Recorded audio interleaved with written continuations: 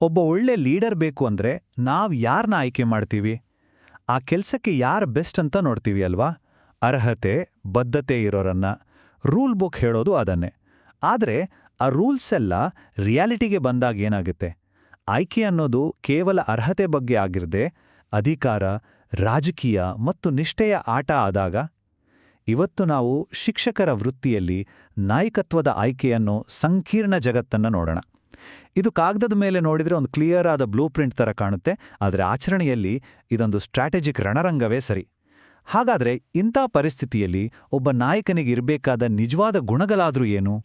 Paper ಮೇಲೆ ನೋಡಿದ್ರೆ ಎಲ್ಲನೂ ಎಷ್ಟು ಪರ್ಫೆಕ್ಟಾಗಿ ಕಾಣುತ್ತೆ ಅಲ್ವಾ? ಶಿಕ್ಷಕರ ಸಂಘವನ್ನ ಹೇಗೆ ಕಟ್ಟಬೇಕು ಅನ್ನೋದಕ್ಕೆ ಇಲ್ಲೊಂದು ಸ್ಪಷ್ಟವಾದ ನೀಲನಕ್ಷೆ ಇದೆ. ಆದರೆ ರಿಯಾಲಿಟಿ ಅಷ್ಟು ಸಿಂಪಲ್ ಆಗಿಲ್ಲ. ಲೀಡರ್ಗಳನ್ನ ಆಯ್ಕೆ ಮಾಡೋ ಪ್ರಾಸೆಸ್ ಏನಿದೆ ಅಲ್ಲ, ಅದು ಕೇವಲ ನಿಯಮಗಳನ್ನ ಪಾಲಿಸೋದಲ್ಲ.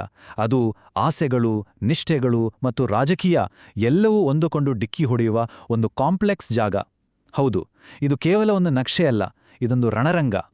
ಸರಿ, ಈ ಇಡೀ ಸವಾಲನ್ನ ಸರಿಯಾಗಿ ಅರ್ಥ ಮಾಡ್ಕೋಬೇಕು ಅಂದ್ರೆ ನಾವು ಮೊದಲು ಬೇಸಿಕ್ಸಿಂದ ಶುರು ಮಾಡೋಣ.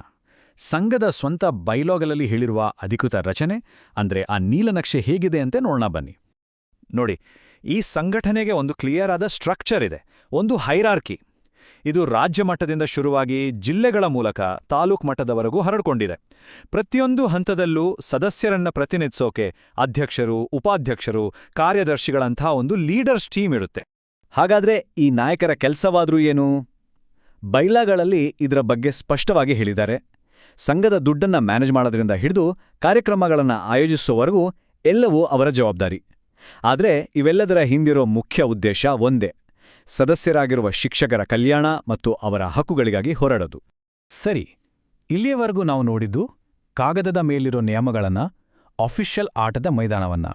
ಆದರೆ ನಿಜವಾದ ಆಟ ಶುರುವಾಗೋದೇ ಇಲ್ಲಿಂದ.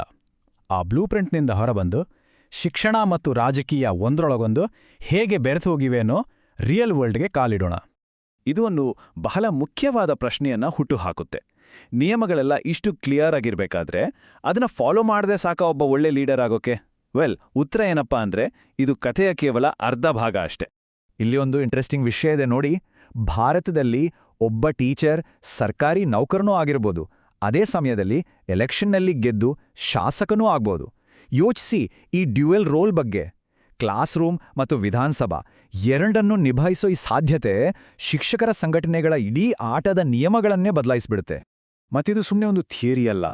ನಮ್ಮ ಸಿಸ್ಟಮ್ ಕೂಡ ಶಿಕ್ಷಕರನ್ನ ರಾಜಕೀಯ ಪ್ರಕ್ರಿಯೆಯೊಳಗೆ ನೇರವಾಗಿ ಸೇರಿಸ್ಕೊಳ್ಳುತ್ತೆ.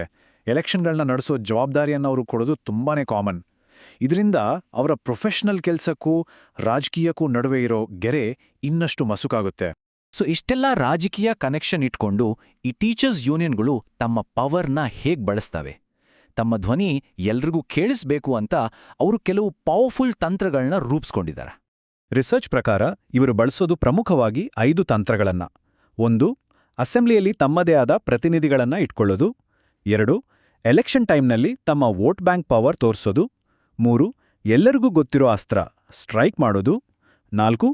ಕೋರ್ಟ್ಗಳಲ್ಲಿ ಕಾನೂನು ಹೋರಾಟ ಮಾಡೋದು. ಮತ್ತು ಕೊನೆಯದಾಗಿ ಪಕ್ಷ ರಾಜಕೀಯದಲ್ಲಿ ನೇರವಾಗಿ ಭಾಗವಹಿಸೋದು. ಈ ರಾಜಕೀಯ ಮತ್ತು ಶಿಕ್ಷಕರ ನಡುವಿನ ಟೆನ್ಷನ್ ಇದೆಯಲ್ಲ, ಅದನ್ನ ಈ ಒಂದು ಮಾತು ಸ್ಪಷ್ಟವಾಗಿ ಹೇಳುತ್ತೆ. ಸಂದೇಶ ಸಿಂಪಲ್: ರಾಜಕಾರಣಿಗಳು ಶಿಕ್ಷಕರಿಗೆ ರೂಲ್ಸ್ ಮಾಡೋ ಮೊದಲು ತಮ್ಮಗಾಗೆ ಒಂದು ರೂಲ್ ಬುಕ್ ಮಾಡ್ಕೊಳ್ಳಿ. ಇದು ರಾಜಕೀಯ ಹಿಡಿತಕ್ಕೆ ಅವರು ತೋರಿಸೋ ಪ್ರತಿರೋಧದ ಒಂದು ಪವರ್ಫುಲ್ ಸ್ಟೇಟ್ಮೆಂಟ್. ನೋಡಿ, ಈ ರಾಜಕೀಯ ಪ್ರಭಾವ ಅನ್ನೋದು ಸುಮ್ಮನೆ ಮಾತಲ್ಲ, ಇದು ಟೀಚರ್ಗಳ ಕೆರಿಯರ್ ಮೇಲೆ ನೇರವಾಗಿ ಎಫೆಕ್ಟ್ ಮಾಡುತ್ತೆ. ರೀಸೆಂಟಾಗಿ ಬಂಗಾಳದಲ್ಲಿ ಎಲೆಕ್ಷನ್ ಕಮಿಷನ್ ಶಿಕ್ಷಕರ ನೇಮಕಾತಿ ಇಂಟರ್ವ್ಯೂಗಳನ್ನೇ ಮುಂದಕ್ಕೆ ಹಾಕಿದ ಘಟನೆಯನ್ನೇ ತಗೊಳ್ಳಿ. ರಾಜಕೀಯ ಅನ್ನೋದು ಶಿಕ್ಷಕರ ವೃತ್ತಿಜೀವನದಲ್ಲಿ ಹೇಗೆ ಕೈ ಹಾಕಬಲ್ಲದು ಅನ್ನೋದಕ್ಕೆ ಇದು ಒಂದು ಸ್ಪಷ್ಟ ಉದಾಹರಣೆ. ಇಲ್ಲಿಂದನೇ ನಮ್ಮ ಇವತ್ತಿನ ಮುಖ್ಯ ಪ್ರಶ್ನೆಗೆ ಬರ್ತೀವಿ. ರಾಜಕೀಯ ಹೀಗೆ ಪ್ರಭಾವ ಬೀರಿದಾಗ ಒಂದು ದೊಡ್ಡ ಸಂಘರ್ಷ ಶುರುವಾಗುತ್ತೆ. ಅದು ಅರ್ಹತೆ ವರ್ಸಸ್ ನಿಷ್ಠೆಯ ನಡುವಿನ ಹೋರಾಟ. ಈ ಸಂಘರ್ಷದ ಕೇಂದ್ರದಲ್ಲಿರೋದೇ ಪ್ಯಾಟ್ರನೇಜ್ ಸಿಸ್ಟಮ್ ಅಥವಾ ಆಶ್ರಯ ಪದ್ಧತಿ. ಸಿಂಪಲ್ ಆಗಿ ಹೇಳೋದಾದ್ರೆ, ಇಲ್ಲಿ ನೀನು ಯಾರು ಅನ್ನೋದಕ್ಕಿಂತ ನಿನಗೆ ಯಾರು ಗೊತ್ತು ಅನ್ನೋದೇ ಇಂಪಾರ್ಟೆಂಟ್. ಅಂದ್ರೆ ಪೋಸ್ಟಿಂಗ್ಗಳು ನಿಮ್ಮ ಟ್ಯಾಲೆಂಟ್ ಮೇಲೆ ಅಲ್ಲ, ಬದಲಿಗೆ ನೀನು ಯಾರಿಗೆ ನಿಷ್ಠರಾಗಿದ್ದೀರಿ ಅನ್ನೋದ್ರ ಮೇಲೆ ಡಿಸೈಡ್ ಆಗುತ್ತೆ. ಇಲ್ಲಿ ಅರ್ಹತೆಗಿಂತ ಪೊಲಿಟಿಕಲ್ ಕನೆಕ್ಷನ್ಗಳಿಗೆ ಹೆಚ್ಚು ಬೆಲೆ. ಈ ಸ್ಲೈಡ್ನಲ್ಲಿ ನೋಡಿ ಎರಡೂ ಬೇರೆ ಬೇರೆ ಪ್ರಪಂಚಗಳೇ ಕಾಣಿಸ್ತವೆ. ಒಂದು ಕಡೆ ಮೆರಿಟ್ ಸಿಸ್ಟಮ್. ಇಲ್ಲಿ ನಿಮ್ಮ ಅರ್ಹತೆ, ನಿಮ್ಮ ಜ್ಞಾನಕ್ಕೆ ಬೆಲೆ. ಅಂದ್ರೆ ಬೆಸ್ಟ್ ಕ್ಯಾಂಡಿಡೇಟ್ ಗೆಲ್ಬೇಕು. ಇನ್ನೊಂದು ಕಡೆ ಪ್ಯಾಟ್ರೋನೇಜ್ ಸಿಸ್ಟಮ್. ಇದು ರಾಜಕೀಯದ ಚದುರಂಗದಾಟ ಇದ್ದ ಹಾಗೆ. ಇಲ್ಲಿ ಪ್ರತಿಯೊಂದು ನಡೆಯೂ ಸ್ಟ್ರಾಟಜಿ, ಮೈತ್ರಿ ಮತ್ತು ಎಲ್ಲಕ್ಕಿಂತ ಹೆಚ್ಚಾಗಿ ನಿಷ್ಠೆಯ ಮೇಲೆ ನಿಂತಿರುತ್ತೆ. ಮತ್ತೆ ಇದು ಕೇವಲ ನಮ್ಮ ಅನಿಸಿಕೆ ಅಲ್ಲ, ರಿಸರ್ಚ್ ಕೂಡ ಇದನ್ನೇ ಹೇಳುತ್ತೆ.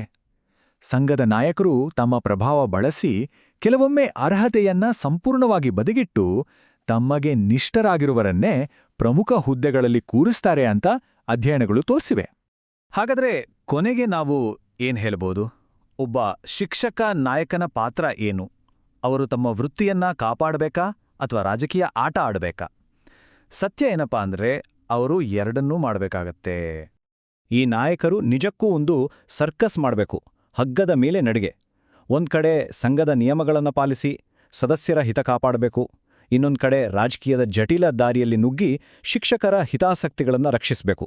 ಇದು ಅರ್ಹತೆ ಮತ್ತು ರಾಜಕೀಯ ವಾಸ್ತವದ ನಡುವಿನ ಒಂದು ನಿರಂತರ ಬ್ಯಾಲೆನ್ಸಿಂಗ್ ಆಕ್ಟ್. ಆದರೆ ಈ ಎಲ್ಲ ಚರ್ಚೆ, ಈ ಎಲ್ಲ ಹೋರಾಟದ ಮಧ್ಯೆ ನಮ್ಮನ್ನೊಂದು ಬಹಳ ಮುಖ್ಯವಾದ ಪ್ರಶ್ನೆ ಕಾಡುತ್ತೆ. ಶಿಕ್ಷಕರ ಹಕ್ಕುಗಳಿಗಾಗಿ, ಅವರ ಅಧಿಕಾರಕ್ಕಾಗಿ ನಡೆಯೋ ಈ ದೊಡ್ಡ ಆಟದಲ್ಲಿ ವಿದ್ಯಾರ್ಥಿಗಳ ಹಿತಾಸಕ್ತಿಯನ್ನ ಪ್ರತಿನಿಧಿಸೋರು ಯಾರು?